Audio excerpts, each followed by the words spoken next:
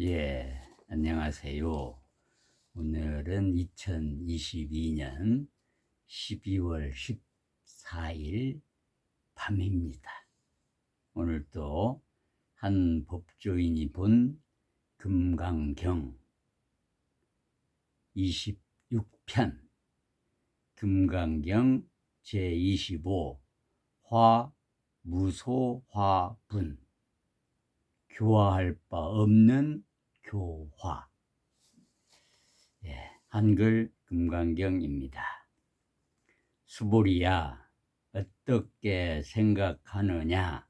너희는 열애가 나는 마땅히 중생들을 제도하리라 라는 생각을 한다고 말하지 말라.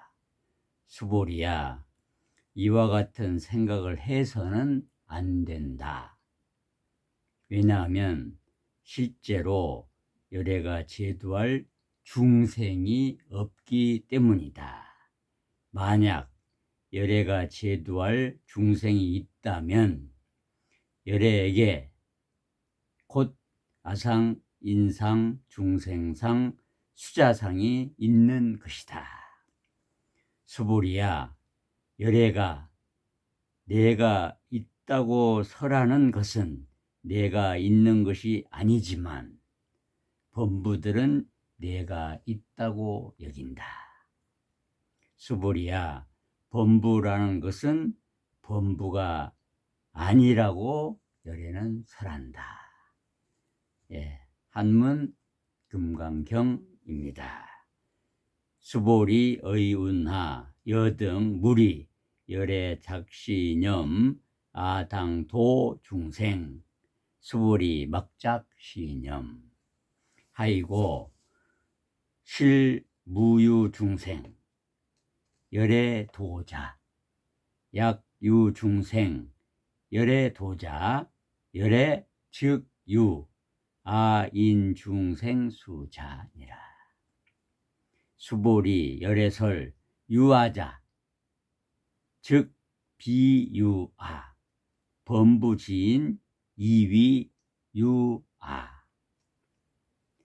수보리 범부자는 열애설 즉 비범부 시 명이 범부니라. 예, 저 현처입니다. 진정으로 깨달으신 붓다께서 내가 중생을 제도하겠다는 생각을 한다고 말하지도 말고 그렇게 생각하지도 말라고 합니다. 깨달은 사람에게는 나가 없습니다. 또 깨달은 사람이 볼 때 깨닫지 못한 중생이 없습니다. 모두가 진리의 나툼으로 평등한데 내가 있고 중생이 있다고 하면 깨달은 사람이 아닙니다. 그러니까 내가 중생을 제도하겠다고 나는 다른 사람과 다른 깨달음을 얻었으니 내가 당신들을 깨우쳐 주겠다고 설치는 사람들은 진정으로 깨달은 현인이 아닙니다.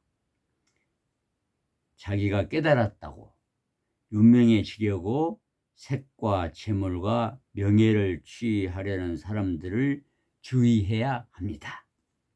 진짜로 금강경의 진리를 깨닫고 후대에 기라성 같은 제자들을 배출하신 경허스님께서는 말년에 스님들 사회에서 누릴 수 있는 모든 명예직을 버리고 홀로 시골에서 아무도 모르게 어린이를 가르치는 훈장 노릇을 하다가 고요하게 임종을 하였다고 합니다. 또 능엄경 마지막 부분에 여러 가지로 다른 사람들에게 없는 신통을 보이면서 깨달았다고 하는 사람들은 50가지 마귀의짓을 하는 것이니 절대 주의하라고 경고했습니다. 원불교 대종사께서도 신통력을 가진 2대 정산종사에게 신통력을 없애라고 6개월 토굴 수행을 하게 한 후 진리를 전해 주었다고 들었습니다. 신통력에 현혹되면 안 됩니다. 제가 사법연수원 시절 초등학교 동창으로 논산에서 초등학교 교사를 하다가 일찍 요절한 아까운 친구 망 김철준이라는 친구를 만나러 논산에 간 적이 있습니다. 그 친구가 여기 논산에 유명한 도인이 있으니 만나러 가자고 하여 인사를 드리고 어떻게 그렇게 유명한 도인이 되셨느냐고 제가 여쭙자 그 노인은 자기는 별것이 아니고 우리나라에는 숨어 사는 진짜 도인들이 많은 나라라고 했습니다. 그러면서 6.25 이후 중공군이 쳐들어오자 1월 4일 많은 사람들이 추운 겨울에 피난을 남쪽으로 가게 되었습니다.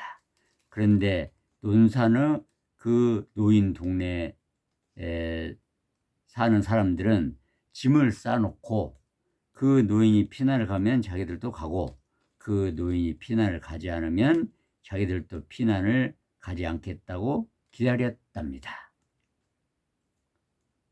논산에 수많은 피난 행렬이 지나가고 있는데 노인은 끄떡도 하지 않자 동네 청년들이 노인을 찾아와서 자기에게 어떻게 하면 좋느냐고 묻더랍니다.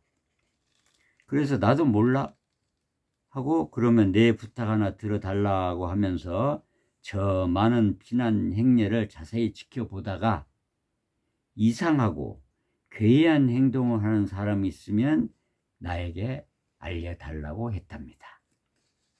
그러자 피난 행렬을 지켜보다가 동네로 돌아온 청년들이 노인에게 괴이한 사람은 보지 못했고 미친놈 한 사람은 보고 왔다고 하더랍니다.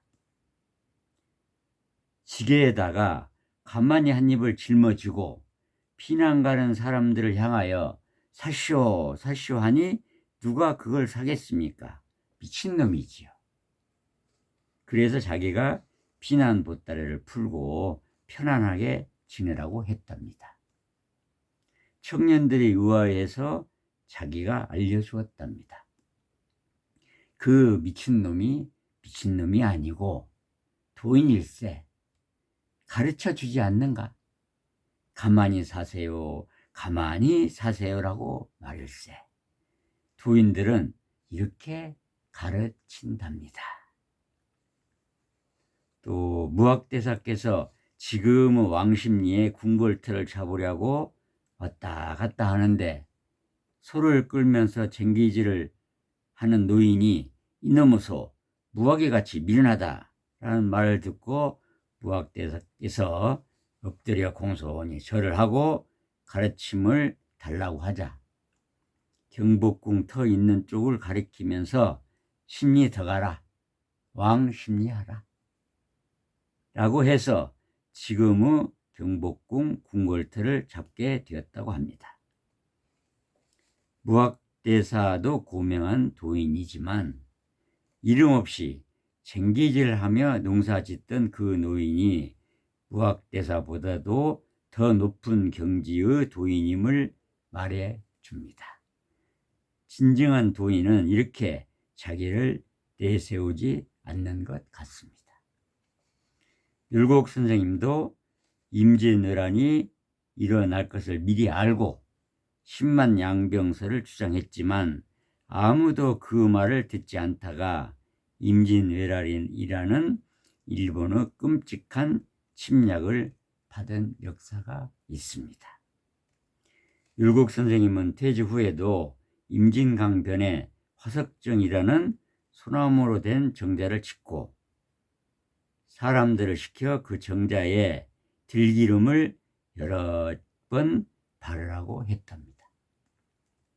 선조 임금이 화급히 피난 가는 길에 밤이 되고 비도 내려 임진강을 건너지 못하고 있을 때 위 화석정에 불을 피우자 대낮같이 밝아서 무사히 임진강을 건너 피난을 갔다고 합니다. 율곡 선생님은 이렇게 앞날을 훤히 내다보지만 자기가 도인이라고 행세하지 않는 진정한 도인이었다고 생각합니다. 여러분 어떻습니까? 진정한 도인의 풍모가 그립지 않습니까? 예, 오늘은 이상입니다. 감사합니다.